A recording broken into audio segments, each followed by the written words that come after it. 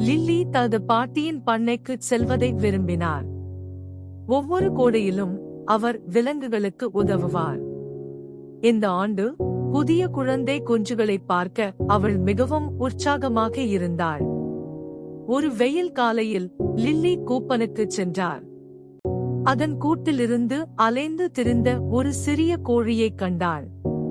அது தனியாக இருந்தது மற்றும் துரதிருஷ்டவசமாக கிண்டல் செய்தது. லில்லி மெதுவாக அதை எடுத்து நெருக்கமாக பிடித்துக் கொண்டார். குஞ்சின் காலில் காயம் இருப்பதை அவள் கவனித்தாள். லில்லி உதவ முடிவு செய்தார். அவள் தனது பாட்டியிடம் ஓடினாள். அவர் ஒரு சிறிய பிளவு எப்படி செய்வது என்று அவளுக்கு காட்டினார். ஒன்றாக அவர்கள் கவனமாக கோழியின் காலில் பிளவுகளை வைத்தனர். லில்லி குஞ்சை சூடாக வைத்து அதற்கு சிறிய துளிகள் தண்ணீரை கொடுத்தாள். அடுத்த சில நாட்களில் லில்லி தனது முழு நேரத்தையும் கோழியை கவனித்துக் கொள்வதில் செலவிட்டார். அவள் அதற்கு பிப்ரவரி என்று பெயரிட்டாள். மெதுவாக பிப்ரவரி நன்றாக நடக்கத் தொடங்கினார்.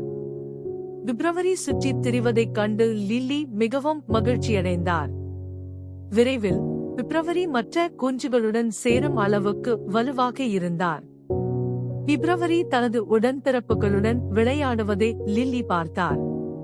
பிப்ரவரி குணமடைய உதவியதாக அவள் பெருமிதம் கொண்டாள். சிறிய கருணைச் செயல்கள் கூட பெரிய மாற்றத்தை ஏற்படுத்தும் என்பதை லில்லி கற்றுக்கொண்டார். அவர் தொடர்ந்து பண்ணையில் உதவினார். எப்போதும் தேவைப்படும் விலங்குகளை கவனித்துக் கொண்டார். வீட்டிற்கு செல்ல வேண்டிய நேரம் வந்தபோது பிபை விட்டுச் செல்வதில் லில்லி சற்று வருத்தப்பட்டார். ஆனால் பிப்ரவரி மகிழ்ச்சியாகவும் பாதுகாப்பாகவும் இருப்பதை அவள் அறிந்தாள். அடுத்த கோடையில் மீண்டும் வருவேன் என்று உறுதியளித்தார். பிப்ரவரி தனக்காக காத்திருப்பார் என்று அவளுக்கு தெரியும்.